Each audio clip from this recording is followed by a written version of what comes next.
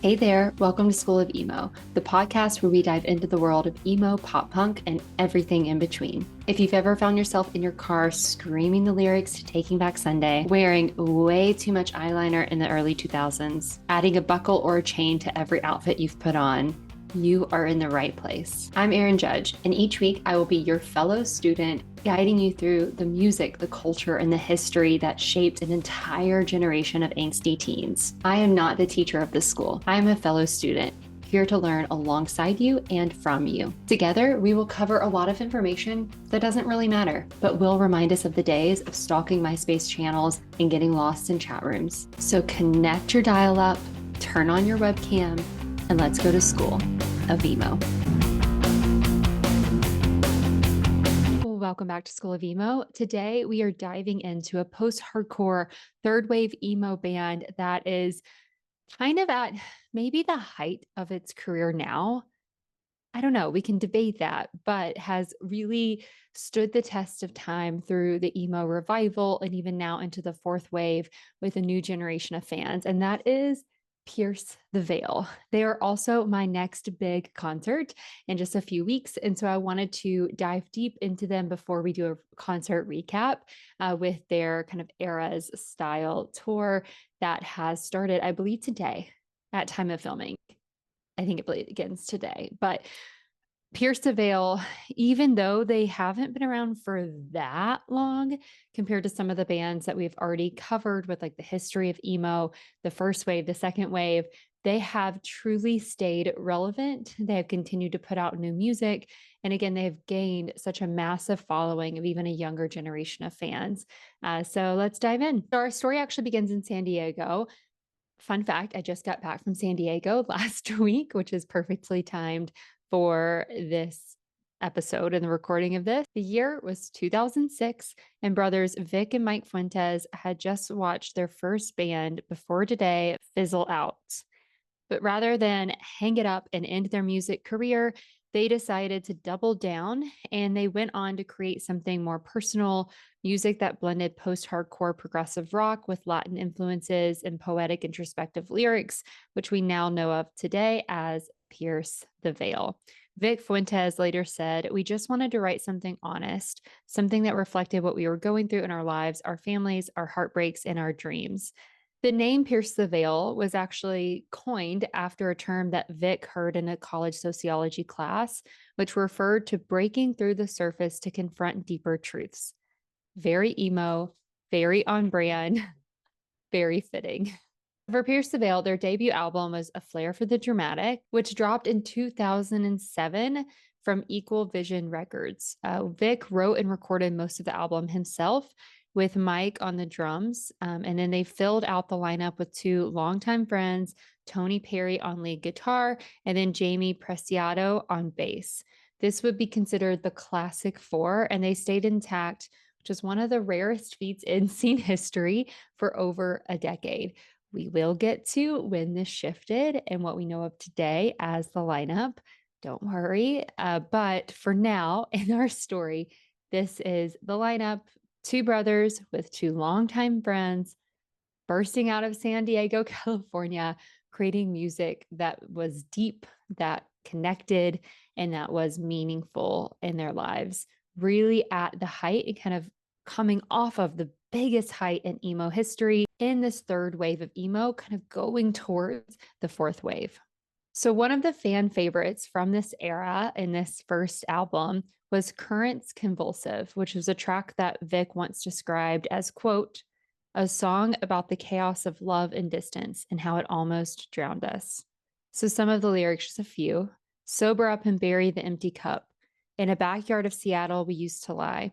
When I saw you up, don't let me stop bleeding. Tiny stitches that you place into my skin. Won't let me go. Oh no, and they're ruining the mood. So I'll toast every beat of my heart like a miracle. And I don't think you'll ever want to love me.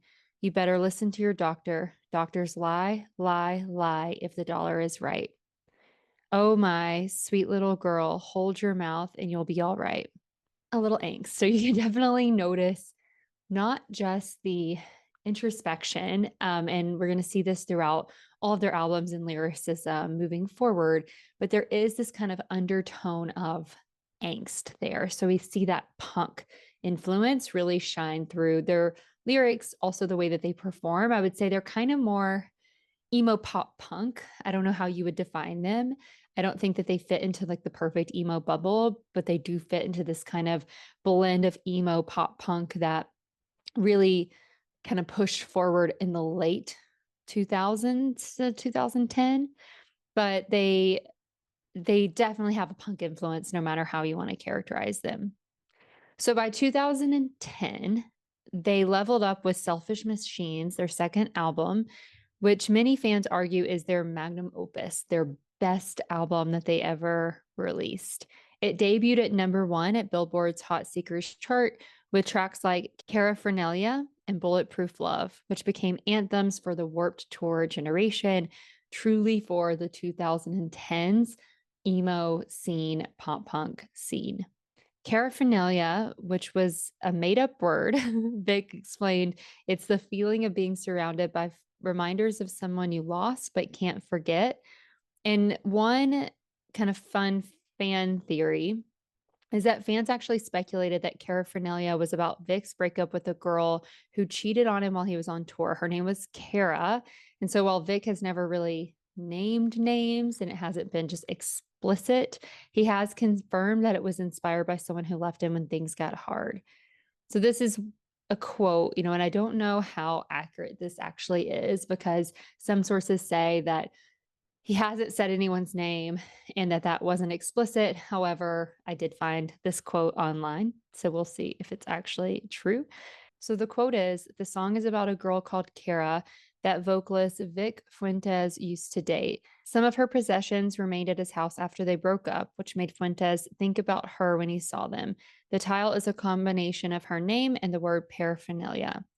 Fuentes, in a Kerrang interview, said, I actually got in touch with her about it just before the song came out, just because it was so personal and I used her actual name in the title. After a relationship ends, there's so many things around your house and in your life that remind you of that other person. They may have left their perfume or a shoe or their toothbrush or whatever paraphernalia it is that keeps constantly reminding you of that relationship. The song also features guest vocals by Jeremy McKinnon of A Day to Remember on the chorus and the bridge, which was from an anti-music interview with Vic. And he said, I had this super heavy scream part written so that I knew I couldn't do any justice. So I asked Jeremy if he would be down to handle it. From the moment I wrote the part, I knew that I wanted Jeremy to do it because his voice would fit so perfectly in the song. If he had refused, I probably would have scrapped the song, but I'm so happy it all worked out. I actually didn't know that. And I tried looking at credits on the song to see if he was credited, and I couldn't find that to confirm it. Which makes me wonder, like, which sources are true? But it does make sense because if you listen to the song, there is a heaviness to some of it that you like don't expect compared to some of the other songs that are there. So it would make sense. And then the name, the combination of paraphernalia and Kara totally makes sense. I think that checks out from fan theories, but maybe it wasn't confirmed at the beginning, confirmed a bit later on. Who knows what these sources are saying, but likely where it came from. So, what are the lyrics? A few of them. Sunshine, there ain't a thing that you can do that's going to ruin my night. But there's just something about this dizzy dreamer and her bleeding little blue boy licking your fingers like you're done and you've decided there's so much more than me. And baby, honestly, it's harder breathing next to you. I shake. I brought a gun, and as the preacher tried to stop me, hold my heart, it's beating for you anyway. What if I can't forget you? I'll burn your name into my throat. I'll be the fire that'll catch you. What's so good about picking up the pieces? None of the colors ever light up anymore in this hole. Nobody prays for the heartless. No. Nobody gives another penny for the selfish. You're learning how to taste what you kill now. Don't mind me. I'm just reaching for your necklace, talking to my mom about this little girl from Texas. The one thing that I think stands really true with Pierce the Veil, and I'm curious how you experience the lyrics yourself, is that you hear one thing when you listen to the words, but it kind of evolves and changes when you actually read them. There is a deep amount of poetry, Again, lyricism, you can tell that, especially if Vic wrote most of the songs, whoever is writing them, all of them, has a large vocabulary, is well read, is brilliant, is intelligent. Like you can tell through the lyricism, and the poetic nature to the lyrics and the way that stories are told through the songs. They are, a lot of them cut deep. We do get to that. This is kind of the classic teenage boy, heartbroken and writing a song about it with that punk undertone to it, and the vulnerability like tied to that, which is classic emo. But as they grow and evolve, the lyrics are so incredibly strong. And I wasn't necessarily a big Pierce the Veil listener growing up. We've talked about that. And it makes sense at this point in my life. I was, almost graduating in 2010. I did graduate high school. I went off to college. That was a time in my life where I kind of put a lot of my emo loves on the back burner, for a few different reasons, and kind of came back to it later on. But, this was not something that I had a lot of exposure to in terms of like Pierce the Veil, and a lot of the bands that reached their height here versus like the early 2000s. So coming to this later in my 30s, it's really interesting to appreciate the lyrics and even put myself back into those younger years of my own and my teenage years, and wonder how the lyrics would have mattered to me, and what they would have meant to me at that point in my life, because a lot of them they hit home now, with some personal things. And I'm going to try to just disassociate from that as I go through this episode. But they also would have hit really heavily at certain times, of my life. So I can definitely appreciate them now. So this era of time, with this album, really solidified Pierce the Veil as kind of tour machines. They were on Warped Tour, Taste of Chaos. They co-headlined with Sleeping with Sirens at the time, who were, huge. They were everywhere. And they became known for their wild live shows, Vic's soaring tenor vocals, and they developed this cult-like following with their fans because of the connection of the music with the energy and the connection to the live performances. Vic told Alternative Press in 2011, "We've always wanted to be a band that makes you feel something, whether it's joy or heartbreak or catharsis. If you cry at our shows, we take it as a compliment." And you can tell that by the lyrics and how the whole bleeding on the page, bleeding your heart out on the stage, putting all your energy into it. What is, again, classically seen in many of these emo bands, they definitely did and continue to do today. So in 2012, we have the release of Collide with the Sky, which is their most successful album to date. And this was fueled by the hit single King for a Day, featuring Kellen Quinn of Sleeping with Sirens. So this shot them into the mainstream alternative stardom and became not necessarily their greatest accomplishment, as we saw with, the previous album being one that fans really connected to the most, and you could argue is probably their biggest success. With Collide with the Sky, we saw more of a mainstream reach, so their greatest reach. I got to see the playthrough of Collide with the Sky at When We Were Young Fest in 2024. And they brought out Kellen Quinn. They brought out a few more people, brought out this traditional, I forget the name, flamenco, I believe, as the name of the dance, a traditional Mexican style of dance. Brought out dancers dressed in all black with the patterns. And it was such an incredible set. I think out of all of the sets that we saw, Fall Out Boy like went over the top by trying to bring out all these different things. I feel like Pierce the Veil was able to truly bring back the nostalgia, put on an arena style show on one stage with the least amount of bells and whistles, but still some, right? Very targeted, intentional bells and whistles. But I kind of put you back into the time of this album and how meaningful it was, especially due to the collaborations on the songs. So this song in particular, King for a Day, which is still kind of their top streamed song, peaked at number 37 on Billboard's rock chart and has since become kind of a scene staple. It's going to be an emo night, all the places. Vic reflected on this later and he said, King for a Day was written out of frustration. It's about standing up against people who control and manipulate you, whether it's a boss, a toxic relationship, or society itself. Even more viral than the song itself was the music video, which is still memorialized in Halloween costumes and cosplay today. Every Halloween in the emo scene, you're going to see people dressed as either Vic or Kellen Quinn from this music video. So, the King for a Day Pierce the Veil music video features a storyline where a group of employees, played by the band members, rob a bank to get revenge on the owner who's embezzling money and making everyone take pay cuts. The video is also seen as a commentary on bullying, as fans have been urging Vic Fuentes and Kellen Quinn from Sleeping with Sirens to collaborate, which led to the creation of the song. The video also depicts the employees collecting the embezzled money and returning it to the employees, while the owner is arrested and sentenced to 25 years in prison. So you could tell, even with the kind of underlying themes of the song displayed in the music video itself, how this would continue to be relevant today and still be something that people do highly connect with in the 2020s. What's also interesting about this music video is that Vic Fuentes actually met his wife, Danielle Victoria, on the set of the music video in 2012. Danielle was an actress and a model who was cast for the video, and they began dating in 2014, got engaged in 2021, later married in 2022. Now they have kids together. I think she's pregnant with their second or third child. She's on TikTok, so if you follow her, a lot of people follow her for like beauty, lifestyle content, who are fans of the band and even not.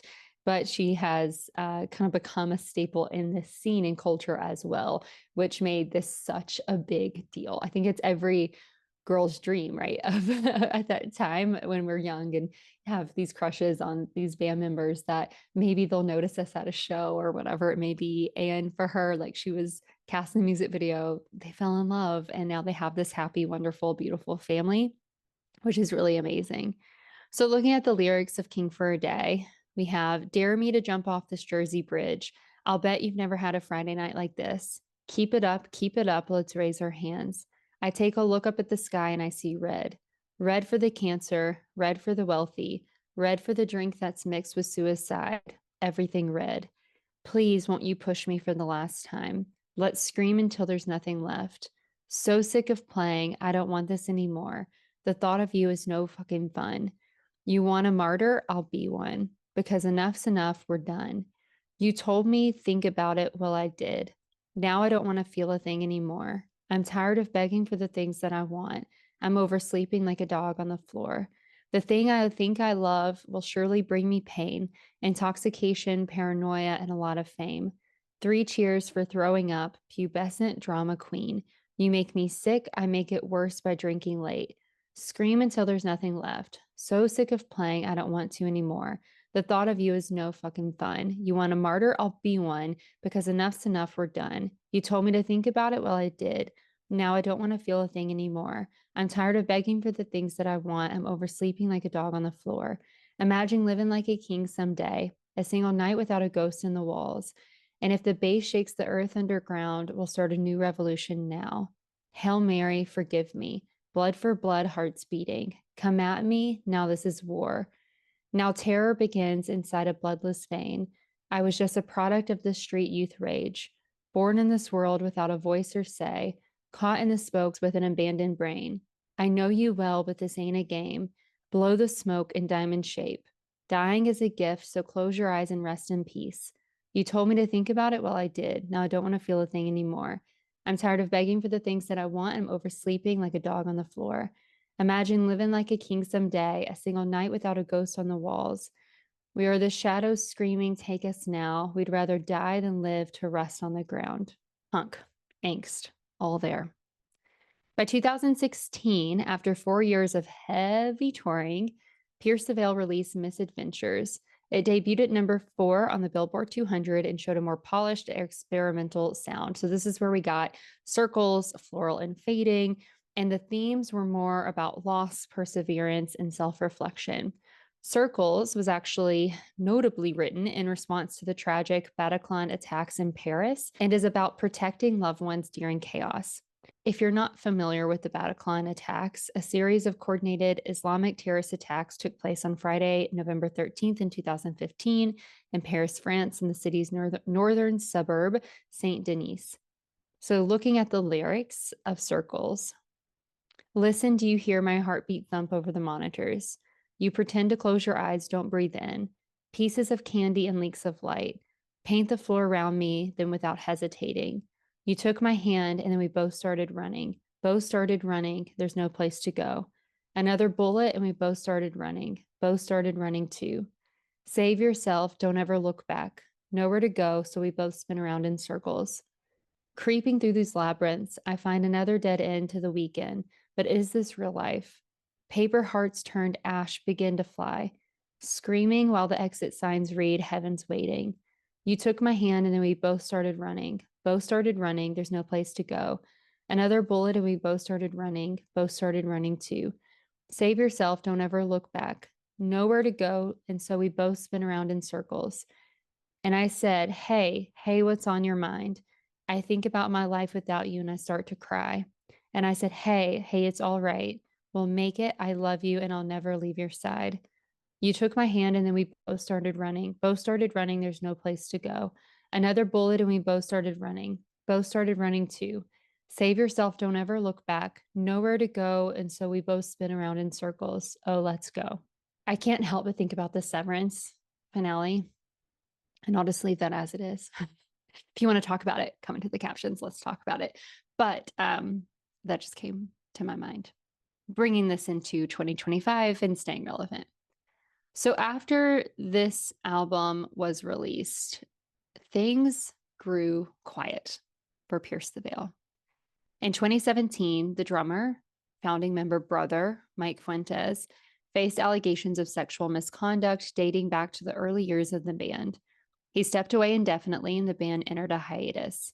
So what happened, and what we can find, is that on Twitter, a girl revealed how she had sex with the drummer of Pierce the Veil when she was 16 and he was 24, noting that he was aware of her age. There do appear to be no formal allegations against him. It's kind of a similar story to like the Jesse Lacey allegations, except this is a single allegation, actually included like sex versus just the grooming, but a similar situation. And because this came out, Mike and the band decided to step back. Mike kind of disappeared and never returned to the band. In a 2020 Kerrang interview, Vic said, we needed time to process everything. We didn't want to rush back out until we felt we could stand behind our music and each other. This had to be difficult. And I tried to find more information on this. Like, I know that they wouldn't talk about it. Like, this is your family, but it does make me curious, like how they handled that behind closed doors. Like Vic and Mike started this band together. And I have to assume that Mike probably noted that he made a mistake and like he couldn't be part of the band after, especially seeing, the downfall of Brand New. And even now they're trying to navigate like Jesse coming back into the spotlight. I don't know if Pierce the Veil would be doing what they're doing to the level that they're doing it with the fans they have, if Mike would have re-entered the band. But he didn't. So in 2022, Pierce the Veil made a surprise return with the single Past the Nirvana, which eventually led to their fifth studio album, The Jaws of Life, in 2023. Mike did not return to the lineup, so the band continued as a trio, as like the main band, and then they hired touring drummer Lionel Robinson. Vic described the new material as more raw, reflective, and mature, a product of everything we've gone through both personally and globally. So this is actually where my favorite Pierce the Veil song, which is Emergency Contact, comes into play. I think I just love the sound of it the most. I don't know, but I love it so much. It is my top song. I'm excited to see it on the lineup for the upcoming tour, because if it was not played, I would be very sad. But the lyrics, there's no greater vengeance than learning to enjoy again. Hope you get the message. Nobody's shatter resistant. Therapy is tiring, but so is hiding how you feel. You can bring the villain in, and I can bring the sex appeal. Leave me something or let me out. I'm starving. Push me, pull me, waiting for the start of things that I want, this happily ever after. You choke on your words, but you swallow them faster. I sleep on the couch while you're passed out in the back. Just want you to be my emergency contact. Balance on a razor blade, lick you like a battery. Your speakers can't handle the bass, but you look good under the LEDs. Leave me something or let me out, I'm starving. Push me, pull me, waiting for the start of. Things that I want is happily ever after. You choke on your words, but you swallow them faster. I sleep on the couch while you're passed out in the back. Just want you to be my emergency contact. You're my angel. You're an effing angel. You're my angel. All mine, mine, mine, mine, mine. So there was a 2024 Alt Press interview, and they asked, doing new things seems to be the driving force behind the jaws of life. What was the ambition going into that record? And Vic said, after such a long time away, it just felt like we were all naturally yearning for something different. We knew everything we had done in the past couldn't be repeated. So the natural thing was to try stuff that felt new to us. The ambition was to feel that uncomfortable feeling again. It's the first record where we've gone all in and not known exactly what we would be doing or where it would go. Preciado also chimed in and said, we wanted to evolve in a creative way. There are a lot of songs on the Jaws of Life that we couldn't have made before now. We weren't ready for a song like Shared Trauma before now. Ultimately, the mindset was, let's just do it because why not? The interviewer then asked, why would you take the risk? Because Pierce the Veil at this point in time had not released an album in 7 years. They had gone through this drama. Their band had changed. They were coming back kind of unknowing to what would be received or not. And so coming back with an evolved version of a band could have gone really wrong at this time. And Vic said, for us, it didn't feel like a risk. It felt like the only option. We just weren't writing songs that sounded like the old ones. So we weren't left with much of a choice. We had to follow where our guts were taking us. The hardest part about that was not getting scared and letting that fear become excitement. Ever since then, this whole album cycle has been about trying new things. I think that's what I want us to do forever now, because it feels like the key to doing this for a long time is trying to do things that make you a little uncomfortable. And it has worked. I would say, fans' receptiveness to the Jaws of Life is a little bit more mixed than what we saw with Clyde with the Sky and in earlier albums, but there is still a presence that Pierce the Veil continues to have, both in the history of their music, but also in what they have newly created. They still remain one of the most loved post-hardcore third wave emo bands.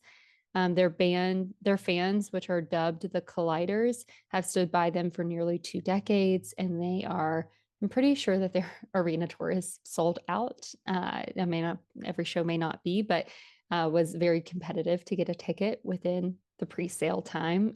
They are definitely at the height there. And in 2023, Vic said, we're lifers. As long as our fans want to hear our stories, we'll keep writing them.